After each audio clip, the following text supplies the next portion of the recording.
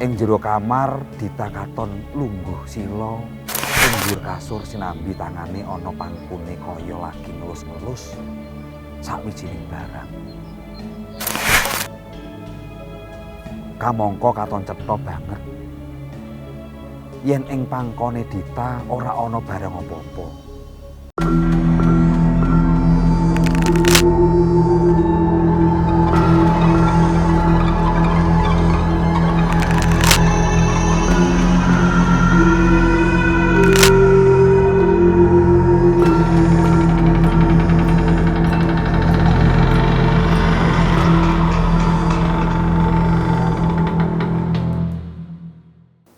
Tak lelo ledong cop manang aja pijer nangis anakku sing ayu rupane yen nangis mundhak ibu bingung. Sugeng dalu para pamirsa, pinanggih malih kaliyan kula Bagus Dewantara badhe ngababaraken kisah-kisah mistis ing jagat alam. Sedaya badhe kula babaraken wonten salebeting donyaning arwah lelembut.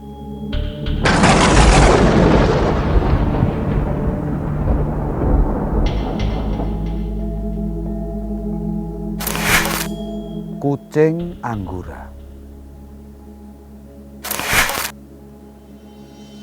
Wis sak wulan keluargaku manggon ana ing omah anyar.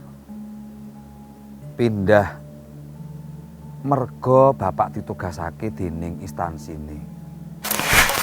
Omah iki senadyan prasaja nanging kahanane asri banget.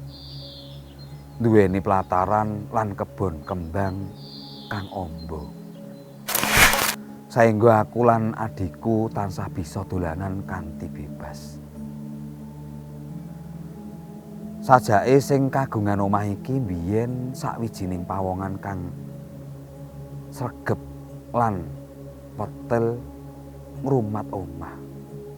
Buktine ing pelataran ngarep lan uga kebon mburi omah akeh tinemu tanduran kembang lan woh-wohan.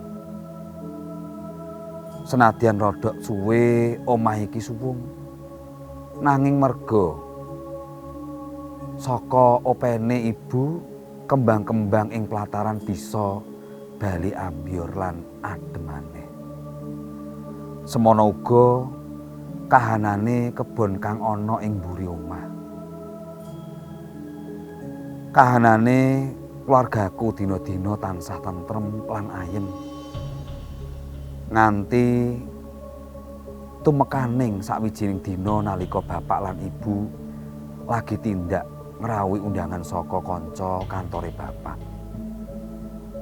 Aku arep menyang mburi. Dumadakan aku dikagetake dening swaraning bocah kang lagi guyonan ana jero kamar adikku. Tak parani kamar iku jebul lawange kekuncen. Cetha banget swara gumreneng iku suarane adikku. Nanging guyonan karo sapa? Kamangka ing jero omah iki ora ana wong liya kajaba aku lan dheweke. Dita, pangundhaku jaba. Saka sautara sepi ora ana wis tak ambeli kaping 3 anggonku wangsulan. Lagi ana swara lakune sikil jumangkah nyedhaki lawang.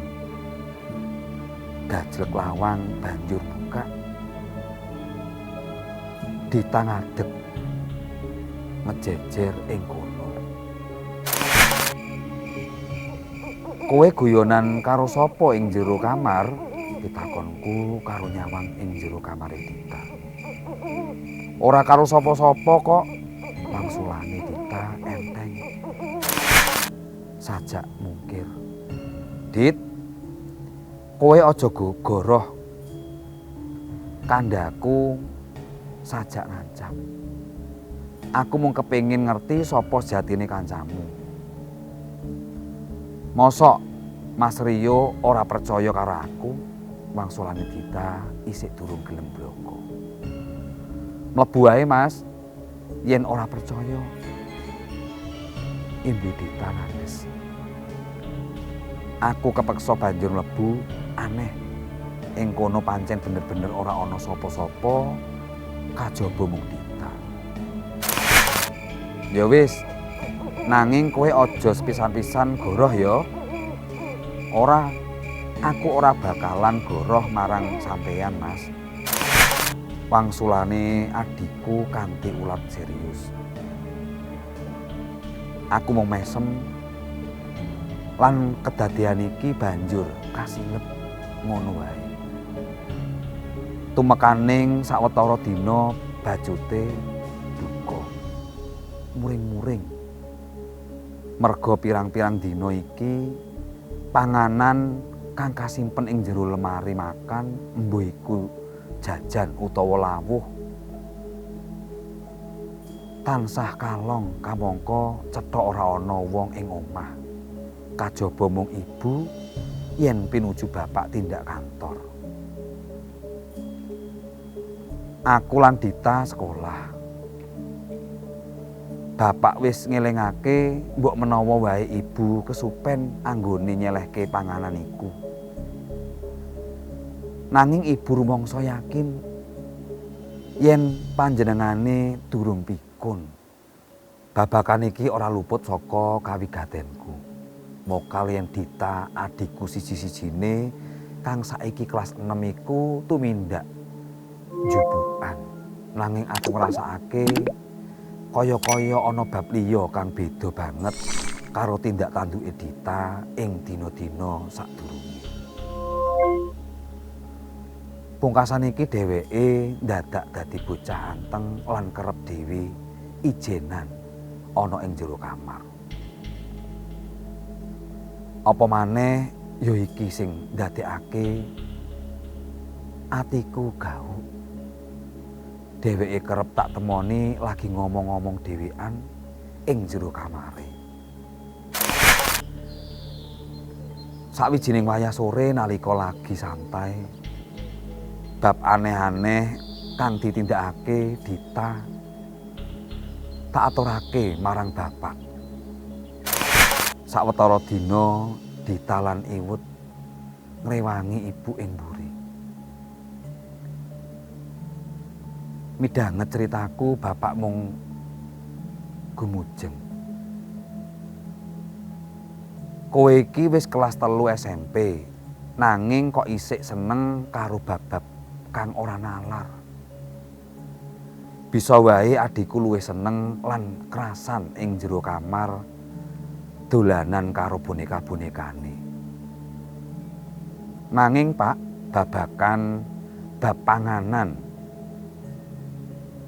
sing tansah ilang keri-keri iki. Durung rampung anggonku omong marang bapak. Dumadakan wis katungka tekane Dita lan ibu. Musana aku mung bisa meneng bae. Nanging ing jero ati aku duweni tekad arep mbuktekake bab iki marang bapak. Dina Minggu esuk bapak libur. Wong sak omah duwe rencana arep ngresiki kebon ing mburi omah. Sakwise sarapan, ibu dhisikake resik-resik pawon. Ujug-ujug bapak nimbali aku. Apa sing kok critakake wengi nane kae jebul bener. Bapak ngendikan sajak gito-gito. Maksudnya bapak ngenani Dita. Kepiye, Pak? Bapak meneng sautara. Banjur ngendikan alon-alon. Bapak wis nyelidiki. Bapak tertarik karo ceritamu. Bapak saiki wis pirsa sapa sing tukang njupuk panganan ning jero lemari. Bener to, Pak? Sapa sing tukang jipukan iku, Pak? Sautara iki Bapak durung bisa ndumuk kanthi cetha. Bapak isih arep nliti maneh ngendikane Bapak Nades. Ora mungkin yen Dita plakune, ngendikane Ibu kang mara-mara wae wis ana ing buku. Masalahe saiki dudu goleki sapa sing tukang jipukan iku, Bu. Nanging ngenani tindak tanduke Dita kang tansah nganeh-nganehi. Bapak ngendikan kanthi serius.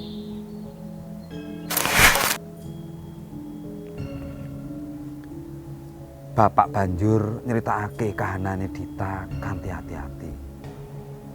Ibu mirengake kanthi kebak kawigaten. Musana Bapak, Ibu lan aku sarujuk goleki Dita.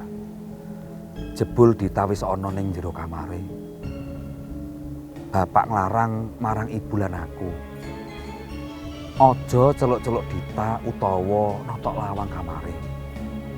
Kanthi alon-alon lan gentenan. Aku, Bapak lan Ibu nginceng Dita saka bolongan kunci lawang.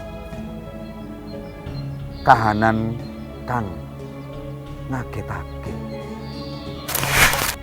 Ing jero kamar Dita katon lungguh sila ing dhuwur kasur sinambi tangane ana pangkune kaya lagi ngelus-ngelus sawijining barang.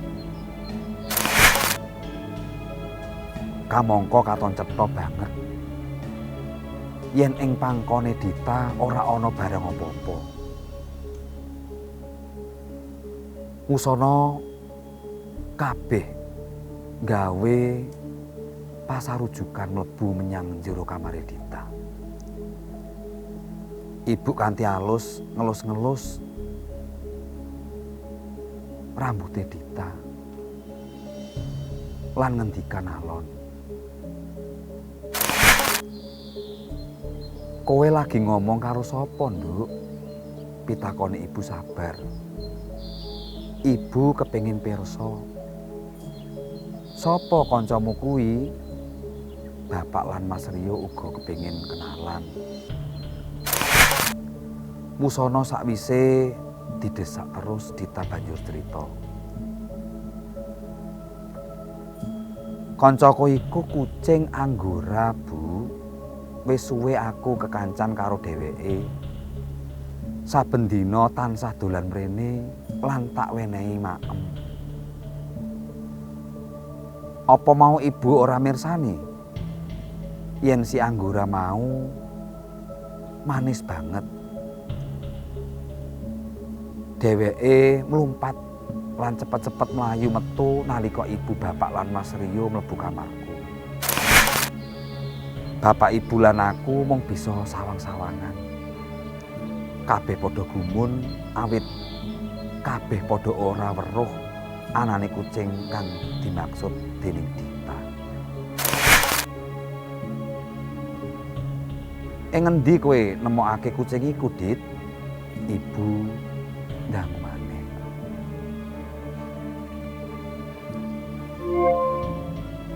Dita banjur metu menjaba jujuk panggonan ing sepisan dheweke nemokake kucing kasebut. Usanane kabeh dadi gamblang. Kucing iku sak temene wis mati lan dening sing kagungan dikubur ing kebon mburi omah. Merga Dita banget anggone kepengin duwe kucing lan kucing iku sajake uga kepengin srawung karo wong. Mula antarane Dita lan kucing iku banjur nyambung kekancan. Lan kanggo katenangan kahanan omah, Bapak banjur ngindahake kuburan kucing iku lan Dita diwenehi kucing liya. Sing mesti ya kucing temenan, dudu kucing siluman kaya si Anggora kuwi.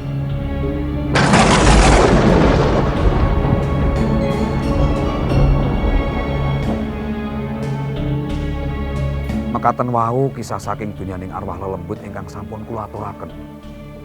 Kula Bagus Dewantara sanes wedal saged pinanggihan malih wonten ing kisah-kisah saking donyaning arwah lelembut.